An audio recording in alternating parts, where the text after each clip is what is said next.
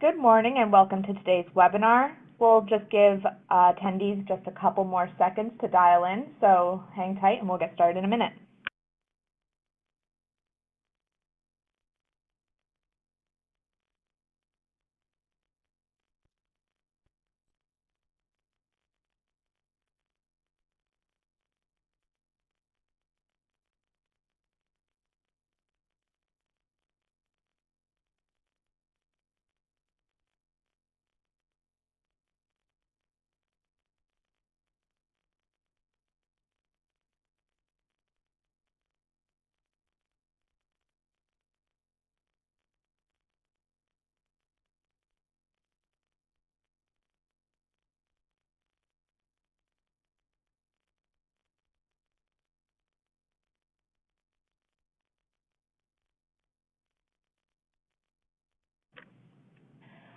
Thank you for joining. My name is Cassie Rowe, Content Marketing Specialist here at 451 Research.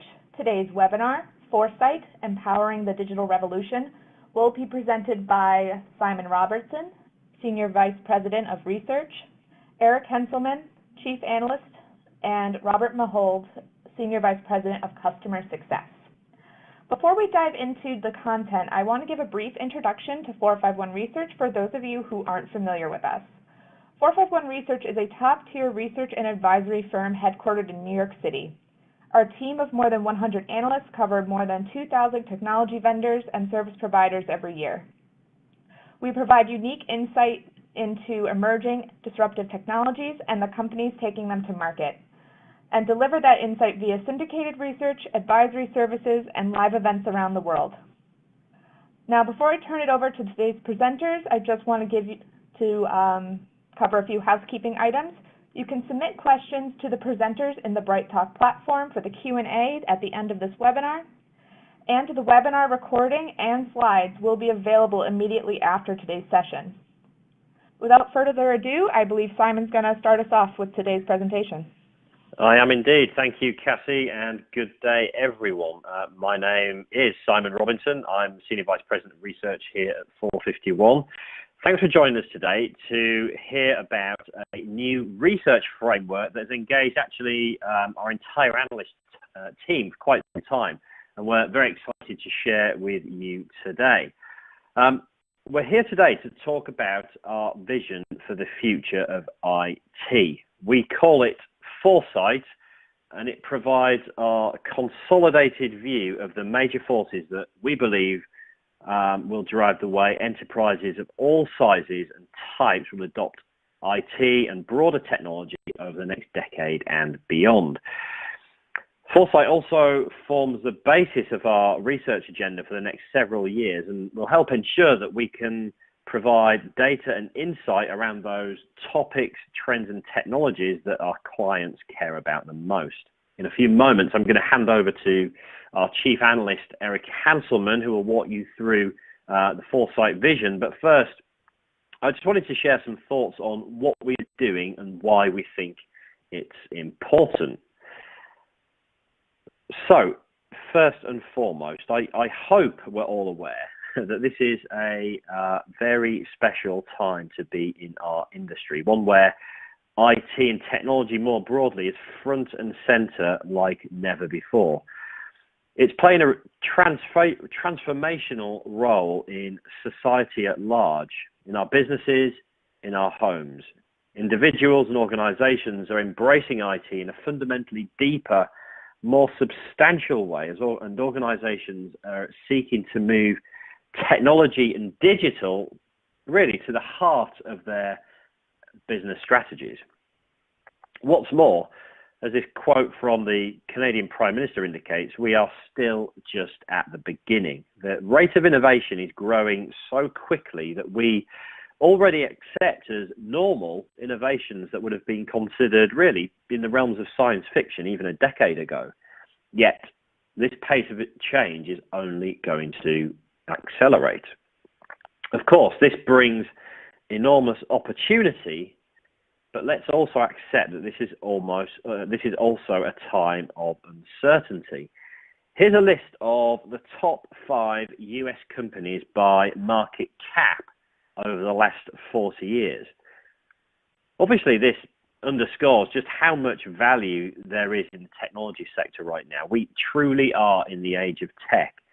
And indeed, I'm sure you're aware that we've had not one but two companies this year, tech companies, surpass the $1 trillion valuation threshold for the first time in corporate history. Retreated a little since then, but still. It is striking how diversified this list was even less than 20 years ago. And really, this is just one example of just how fast the world has changed, and we can expect will continue to change. Ask yourself, what will this list look like, never mind in another 20 years, but how about in another 10 or even 5 years? It's really impossible to know, but what we do know is that it will very likely look very different to this. The future may be uncertain, but we do know that if we do not change, we will be left behind. I'm sure you're all familiar with the boiling frog metaphor. A frog in a pan of slowly boiling water won't realize it is doomed until it's too late. In other words, we cannot wait until we directly experience changing conditions before taking action. We must anticipate them, get in front of them, and plan ahead. Now, you could argue that this has always been the case in tech, but we think one additional aspect makes this task so much more complex. And the second striking aspect of this, and of this new world, which has been dubbed the fourth industrial revolution, is just the degree to which everything is interconnected. Think about the notion of how the data center is changing from the core data center now to cloud, to edge, to the Internet of Things, how an application or a service can span all of these domains. Think about how the physical infrastructure over the last decade has been virtualized and is increasingly software-defined, hyper-converged, containerized, and increasingly automated.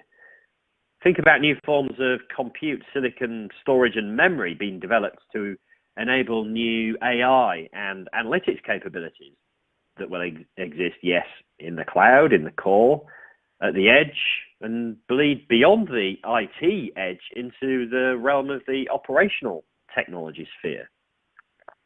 Think about doing all of these things in a secure, compliant manner, in real time, with no downtime, spanning continents, doing all of this in an ethical way. Think about how technology and business are now inextricably linked. And, you know, it's our belief, I think, that none of these innovations are happening in isolation. One innovation can profoundly impact the entire market, just like the iPhone did a decade ago. Everything is connected, and often this is deliberate, but sometimes it's also in unanticipated ways. So at a very high level, we see two things happening. One, that change is constant, and two, everything is increasingly connected. And as I've said, we've always experienced these things to a degree in our market, but when you take them both together at the pace of innovation we're currently seeing, it makes planning extremely difficult. This is why we have built 4SIGHT. The reality is that many organizations don't have the tools and insights they need to make these assessments. Moreover, we must accept that we are inherently biased towards certain things and away from other things. Many organizations have an investment in maintaining the status quo. This is human nature. And we kind of saw this time and time again with the dawning of the cloud era a decade ago.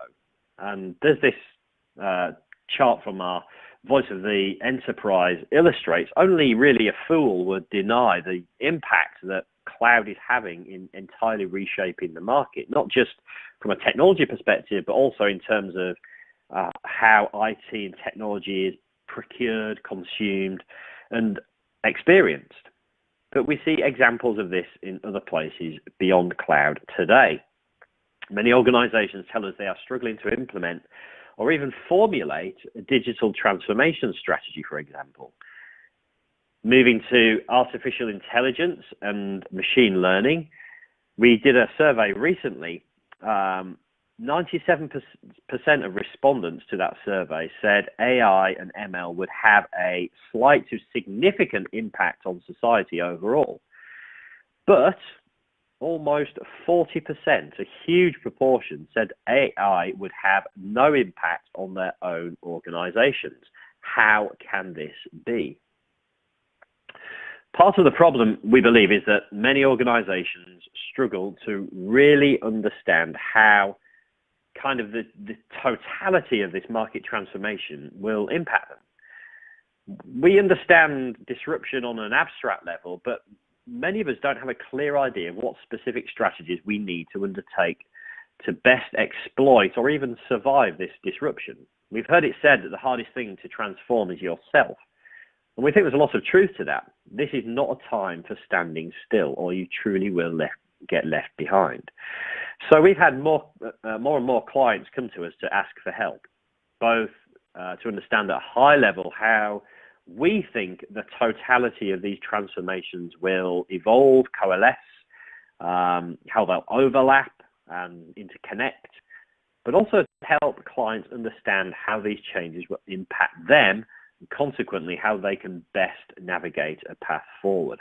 And to get to this strategic level of understanding was the driving force behind 4SIGHT.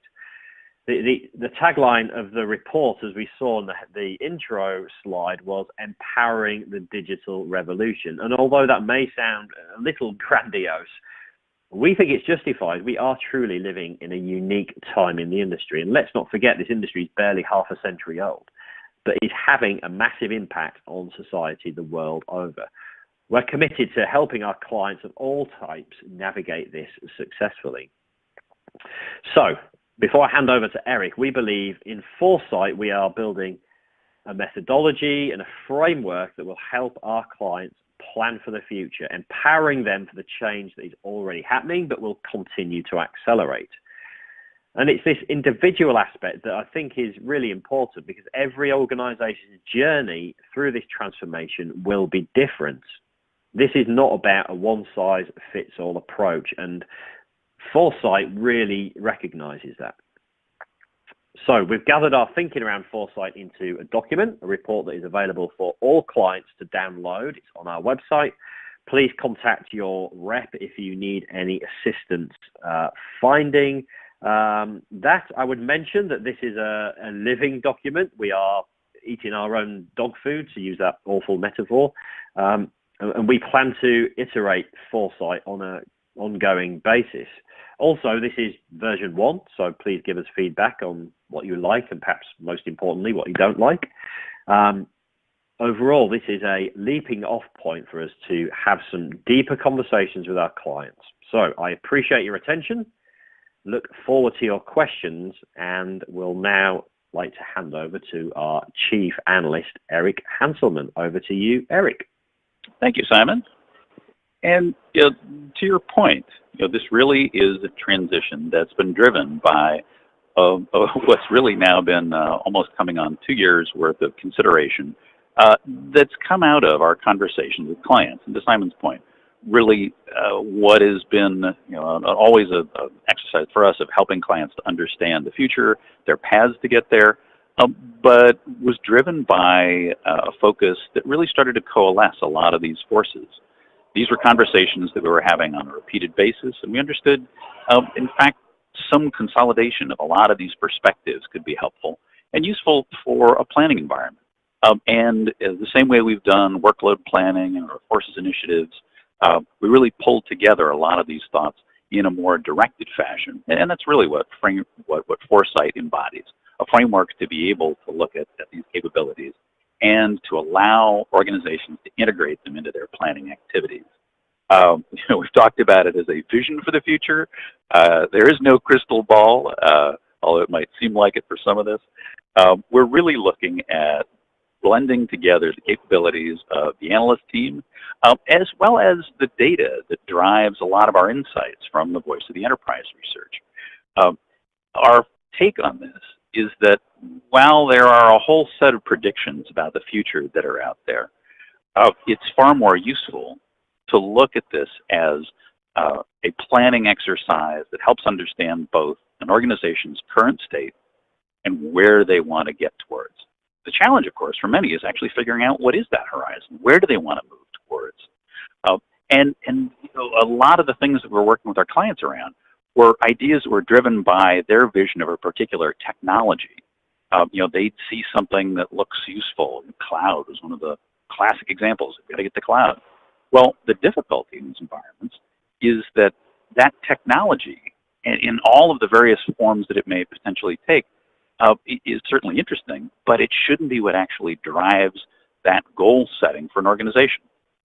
Our point is that you need to plan for the capabilities of the organization. You need to be able to assess where the organization is today.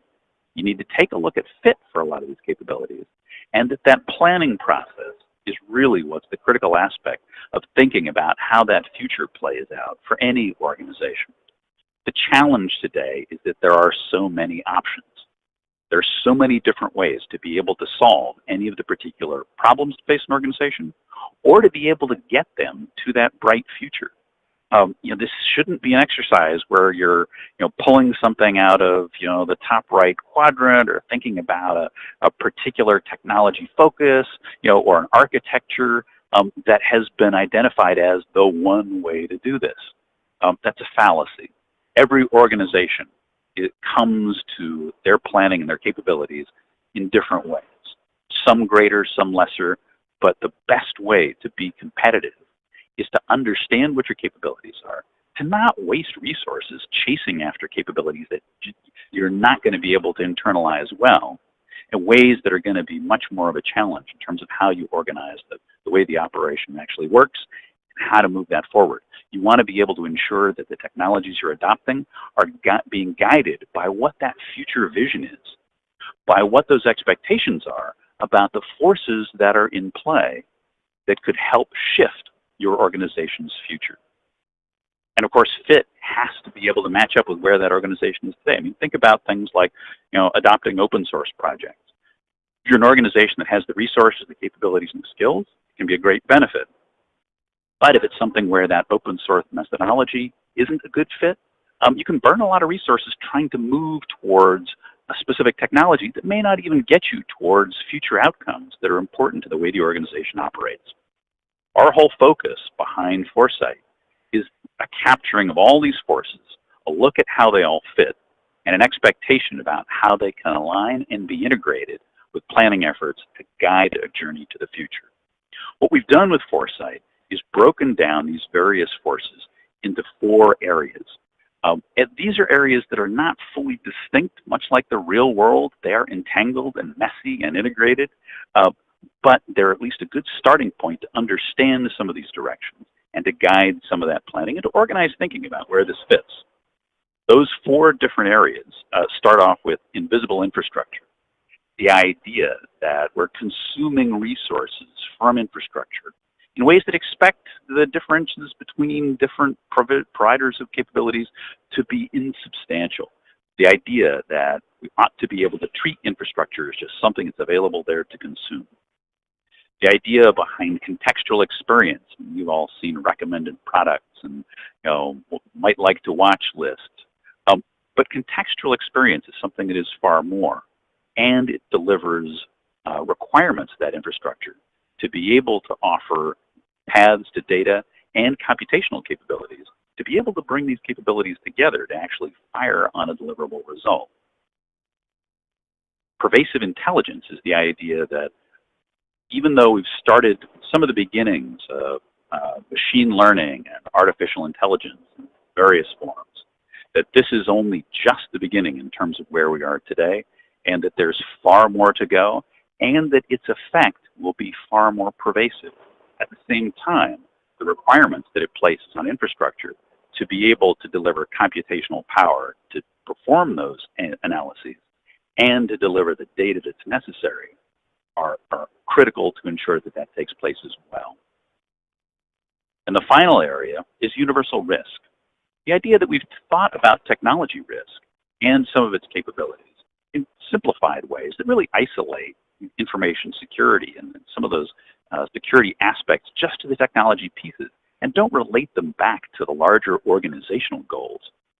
There are larger goals that may potentially be managed by different parts of an organization that could, in fact, mitigate some risks from an organizational perspective without having to rely on technology, and other technology risks that, in fact, may infect larger parts of an organization well beyond the technology that brings them.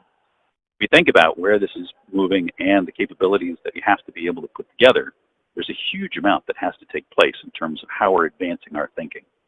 4SIGHT is designed to be a planning tool to be able to give these capabilities to an organization in an organized fashion so that they can evaluate the way in which they're thinking about the future and the way in which they can take a lot of these capabilities and put them to best use to identify fit and to look at where they're trying to go in terms of how they're moving towards this journey towards the future. 4SIGHT's a discussion framework that allows these organization of these 4 areas in terms of technologies, and also in each area digs into particular trends that we've identified that are taking place over both a near, mid, and a long term to be able to allow organizations to take these into account in terms of how they plan about when they deliver capabilities, how they offer functionality, how they meet their customers, end users, and consumers of their capabilities as they move forward. All of this can be brought together with an understanding of the technology's maturity and an assessment of how well that can match the way the organization operates.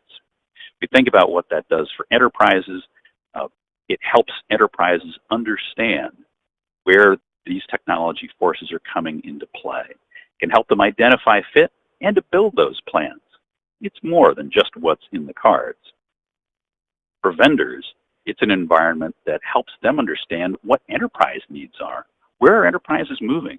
How can they get ahead of enterprise demand and anticipate some of what's taking place in the market and plan for capabilities, services, and products that are going to help meet those needs, as well as helping them to guide their customers towards better outcomes, to be able to add additional value to the relationships with their end users and customers so they can understand, so that they can deliver better capabilities and become more competitive in the marketplace. So let me dive into the individual areas within 4SIGHT. The first of these is pervasive intelligence. I touched on it briefly, but the idea of pervasive intelligence is that it goes far beyond the base level analytical capabilities we have today. We're well along in discussions and I think a basic understanding of ideas behind concepts like big data. We're now starting to get to a point at which there's a more nuanced understanding of what that can really deliver when appropriate analytics are applied. And while there's certainly no shortage of artificial intelligence washing that's going on today, in which that label's applied to all manner of different things, there is real value there. The important part about pervasive intelligence is the fact that it is pervasive, that the expectation is that it will become more so, that more and more of what's taking place in terms of how we're building out capacity, how we're interacting with our customers, is going to be driven by the intellectual analytics behind it. I'm going to touch on a couple of trends within artificial intelligence and the idea behind pervasive intelligence.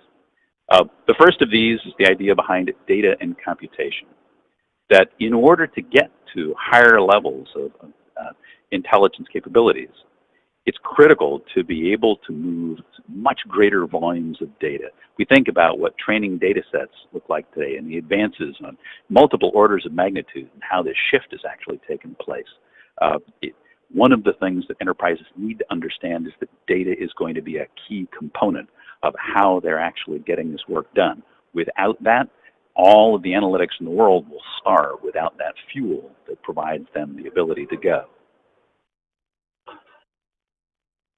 That winds up meaning that data really is the ultimate asset in an organization's portfolio. And organizations have to think about how they're going to manage that capability, how they'll harvest data, how the harvesting of that data is going to impact the relationships with their customers, and how they're going to be able to use that in the way they conduct business.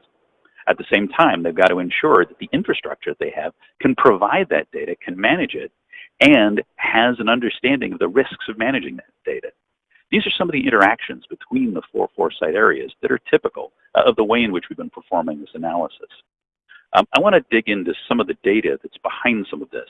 I'm going to dig into this here in pervasive intelligence just as a top level. This is voice of the enterprise data that's talking about perspectives about data for organizations.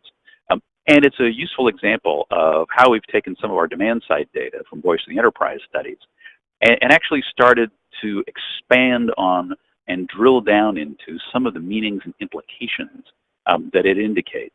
Some of the pieces where that union of the analytical perspective from our analyst team and the data pieces really wind up providing so much additional value.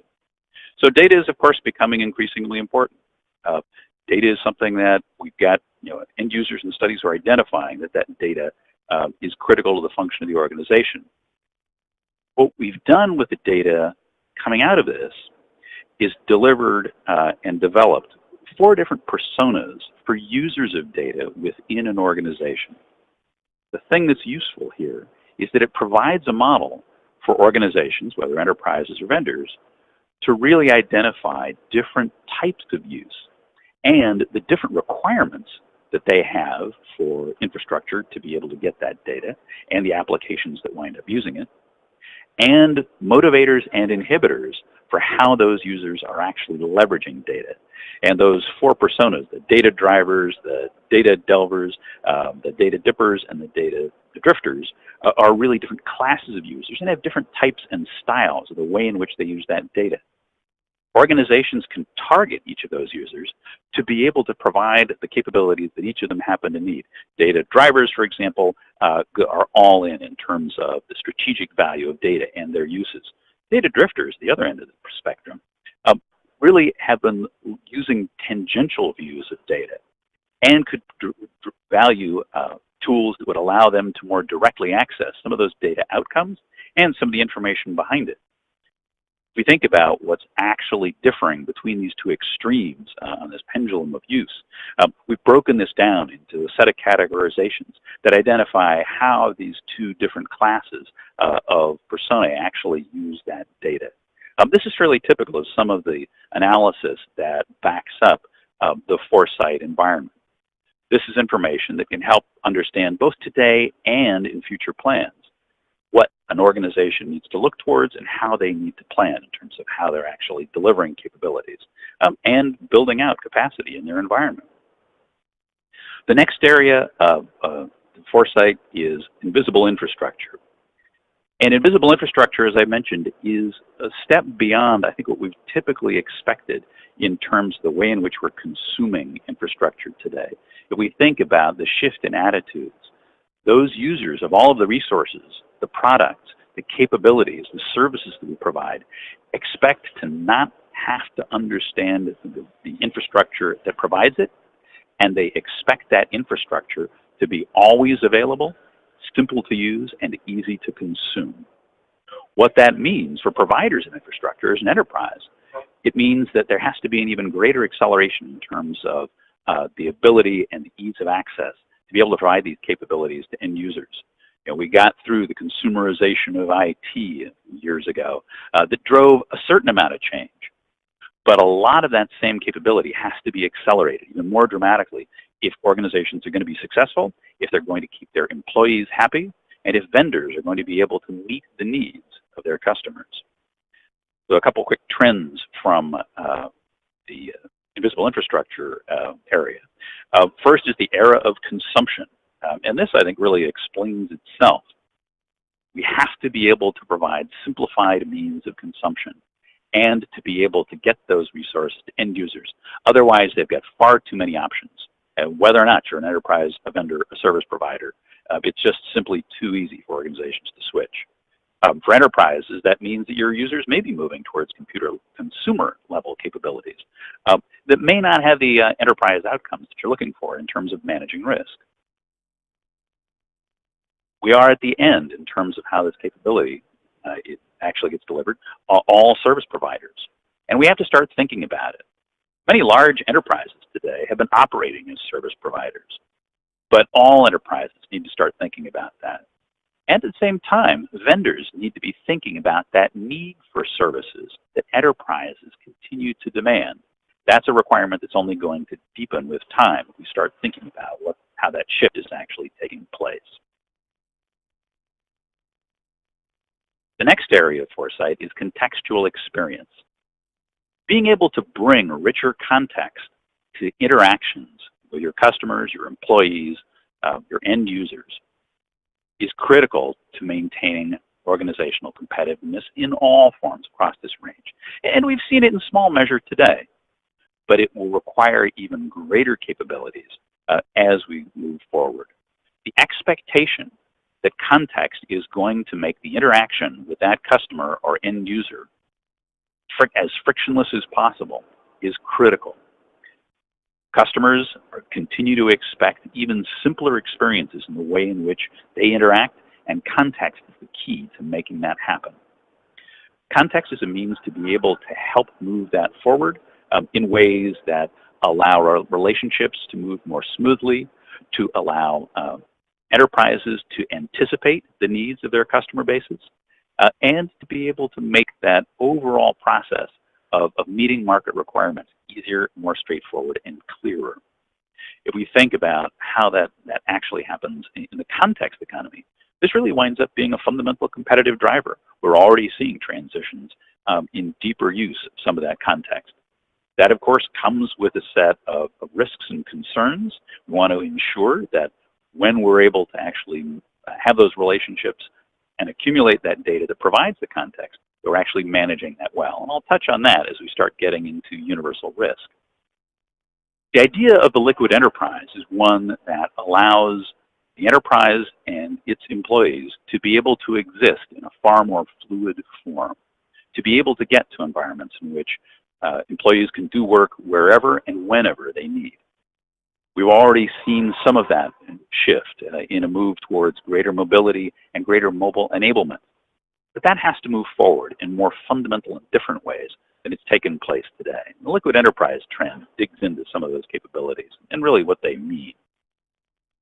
Underneath some of these relationships and how they actually function is a whole set of new economies in the way in which that integration actually happens. Part of that context has to be the exchange of value, and whether or not that happens to be a shift towards some of those more hyped capabilities like blockchain, or whether or not it's just simply enhancing the options for payment. These are areas in which part of that relationship with customers is going to depend upon how those transactions actually take place and how they're going to be able, how that value is going to be exchanged when they actually move forward. And for each of these areas I've talked about, we've also got vote data, but in the interest of time, I'm just going to move relatively quickly through each of these. But these are things that are also covered in the overall 4SIGHT document, and more importantly, are pieces of information that we can provide as part of our interactions around a 4SIGHT engagement as a 451 client. Universal risk is the idea that there is far greater perspective that an organization has to have that has to integrate business and technology risk into the way the organization functions. There have been so many immediate and demanding aspects of technology risk that have been focused around the fundamentals of information security that it's been a strong distraction for organizations. But realistically, organizations have to think about that business risk across a much broader perspective and to look at technologies that can help them manage that, manage this shift, and deal with what is an increasingly hostile environment in which to operate. So we think about things like analytics. The analytical capabilities that we've started to see in information security are certainly helpful. If we look at some of the technologies that exist within anti-fraud and helping to secure transactions and interactions, these are technologies that have to be rolled into a broader business perspective in order to truly be effective and deliver what they can really identify. I'd mentioned as we're looking at some of the context and infrastructure pieces and even pervasive intelligence, so much of those technologies depend on the accumulation of large volumes of data.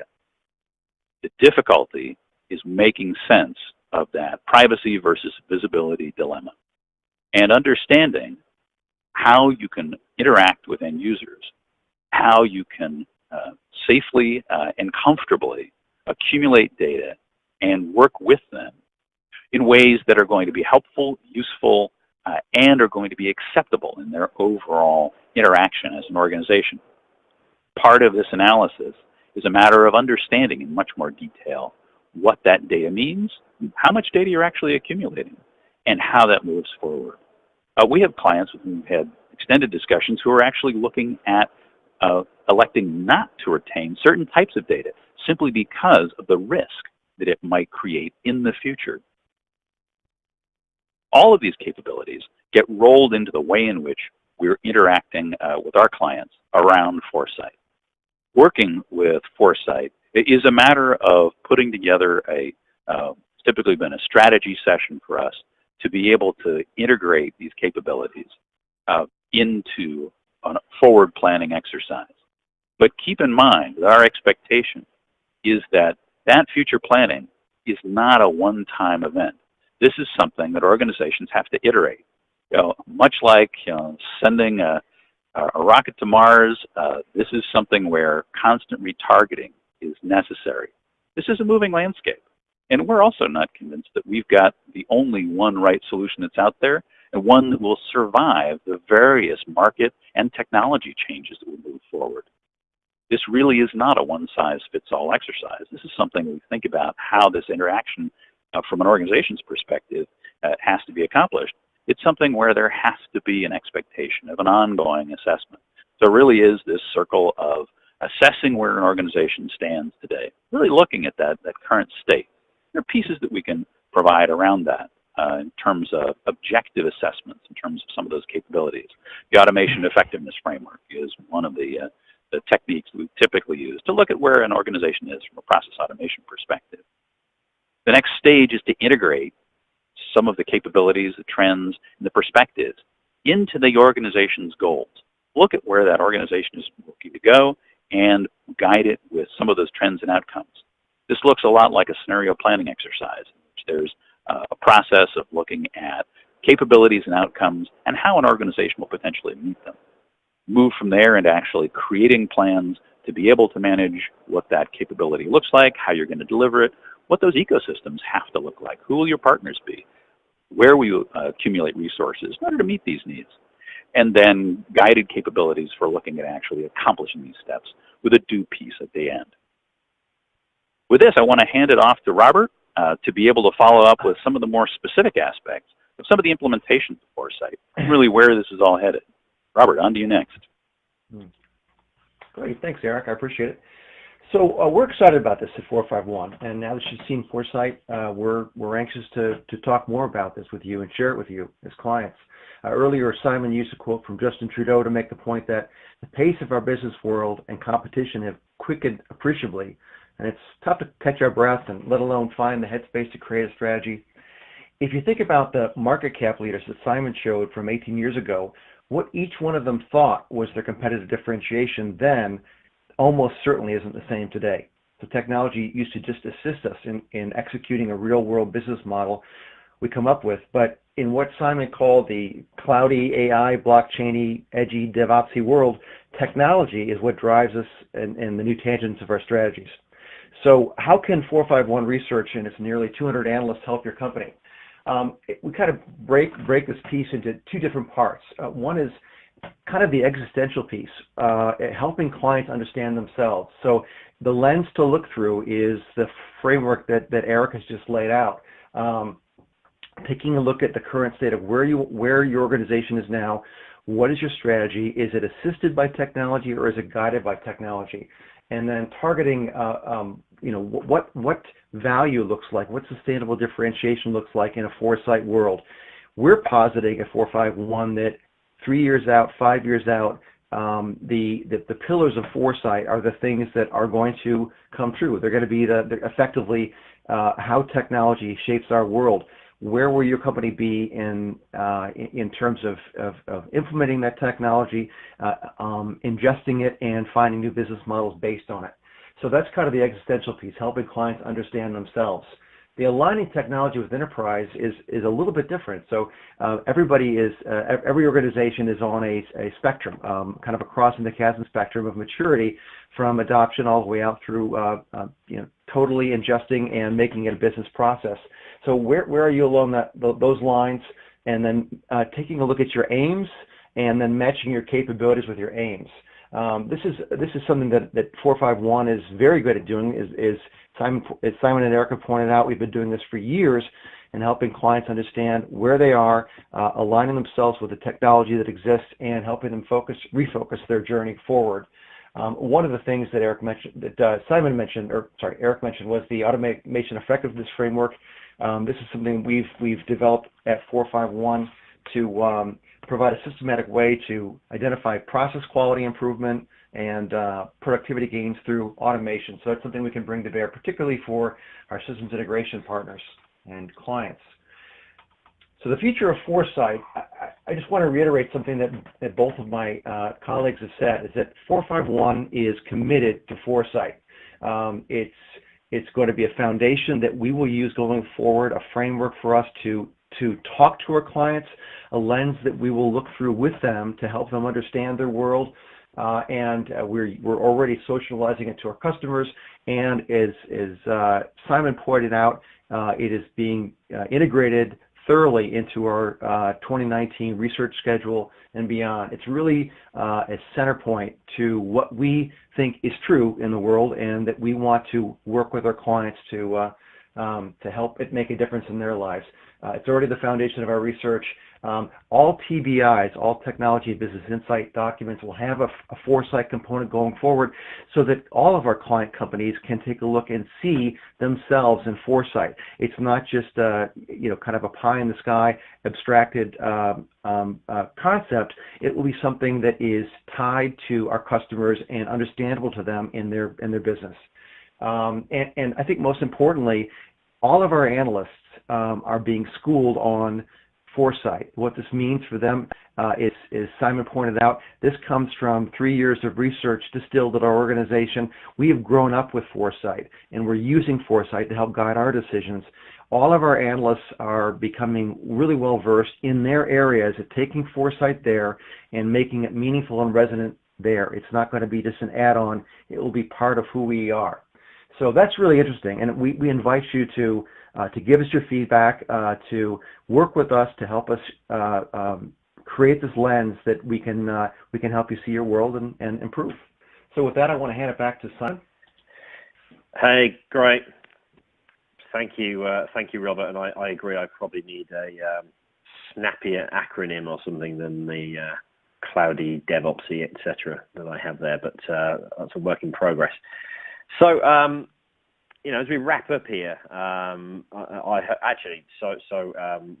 going to open for questions in a minute or so. So, if you do have any questions, please pop them into the panel there, and or alternatively follow up with either any of us directly or your rep, and we can schedule some follow-ups there if you have specific questions. But overall, I hope you can see a couple of things. First, as the industry overall evolves, we are evolving our research, our approach, and our thinking with it. Not to, labor the point too much, but, research firms need to transform themselves as well to stay relevant. And, we think this is part of our own transformation. Foresight gives us some language to describe some of these high-level transformations that are happening in the industry, and also helps us understand the major forces at play in a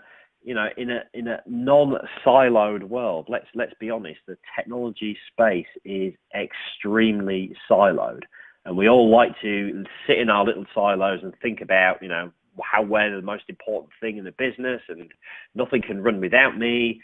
Those days are over. The future success is going to be about breaking down barriers, about understanding points of connection, and this is something that is built into our planning when we conceived of this. None of these themes are mutually exclusive. And indeed, I think success in part is going to come from how an organization can harness all four of these themes. Now, we don't care so much whether they're necessarily called these things, but this these four themes encapsulate the totality of the opportunity we believe for customers. So that's the first point. The second point really is, just to reinforce what Eric was saying, is that we are doing a huge amount of work to ensure that we have data to support all of our research. Yes, we are an insight company, but the way we see it, very few decisions get made today that are not backed by data. And we're committed as an organization to providing all of our analysts with the data that will allow them to provide quality, actionable insight and guidance to our clients. And then the final point is really that we are committed to delivering this data and insight to our clients in the form that makes the most sense to them. So whether that is in syndicated reports, in a strategy sessions that we discussed, or indeed in commissioned research, we strive to be your strategic research partner, and we believe that via 4SIGHT we can help you plan for this world of tomorrow. So after all, hindsight is 2020, but we believe 4SIGHT is 451. All right, enough of that. Let's see what questions you have for us all. Over to you, Cassie.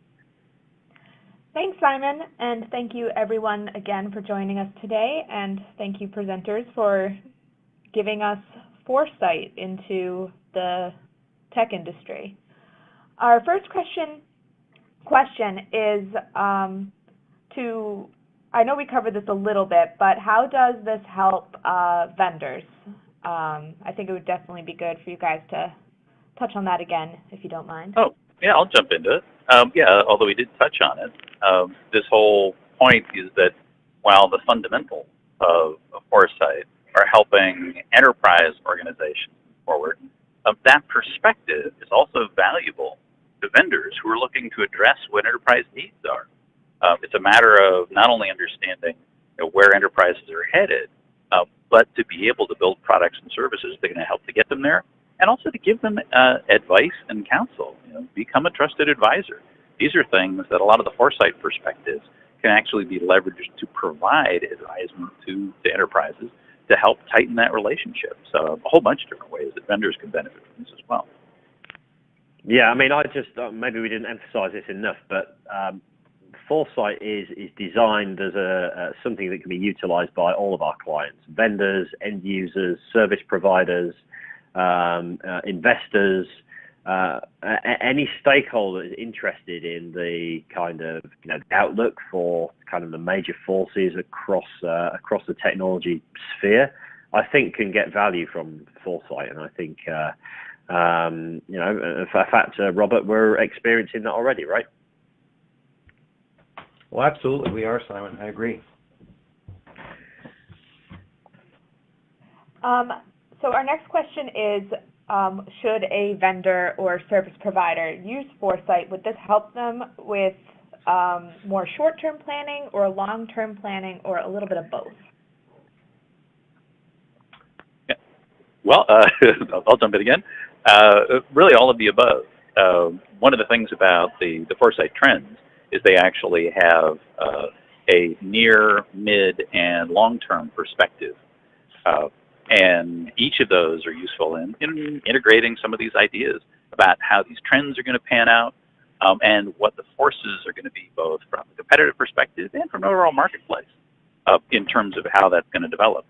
So it's useful really across that spectrum. And I'll say as well, a term that's come into vogue in the last 5 or so years is something called emergent strategy. And it's a philosophy that says basically that the world is changing so fast that we can't really make effective strategy. We have to be in a reactive posture all the time. I think that's wrong-sided. I think that you can have an operational view that is sort of geared that way and be flexible. But I think you need to have a longer-term strategy to be effective and efficient in what you're doing. Understanding the midpoints between here and where we think we're going is very, very important, as Eric pointed out. And so we think there's value to not only showing the end state, but showing the the midpoints along the way that help you check in and understand where you and your colleagues need to be at each of those stages. Well, and also, Robert, you raise a good point to also have the ability to signpost along that journey, because you want to ensure that things are actually panning out the way you projected. In that typical sort of scenario exercise, you not only want to identify what that future is, but you want to make sure that you're actually on track to head in that direction. So a lot of what the trends provide are some of that signposting about what those steps are to get to that final outcome.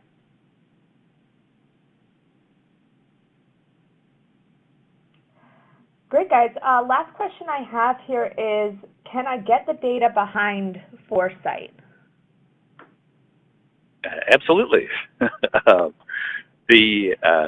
The full 4SIGHT report, the first version, actually brings together a whole bunch of that data.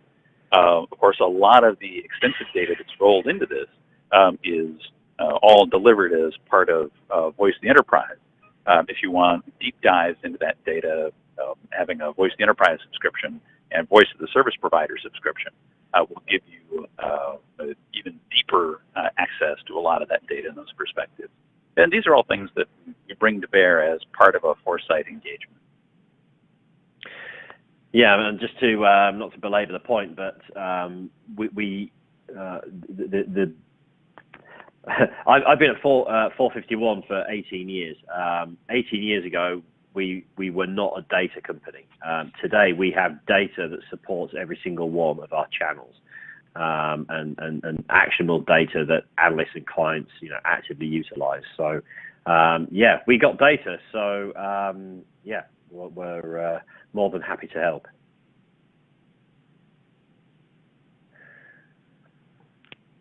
I think that the comment of we have data is a bit of an understatement. We have so much data. Just an example of my terrible humor. If there are no more questions, thank you again for joining us today. As I mentioned at the beginning of the webinar, the replay will be available about 5 minutes after we wrap up. And I will get the slides from today's presentation uploaded into the BrightTalk platform as soon as we sign off. So you'll be able to access that as well. If you do have any questions, you can feel free to contact us at 451 Research. And that's all I've got. Any final thoughts, gentlemen? Yeah, thanks very much, Cassie. Appreciate everyone spending time with us today. Yep, all good for me. Thank you all. Thanks. All right, thank you again, everyone, and have a great day.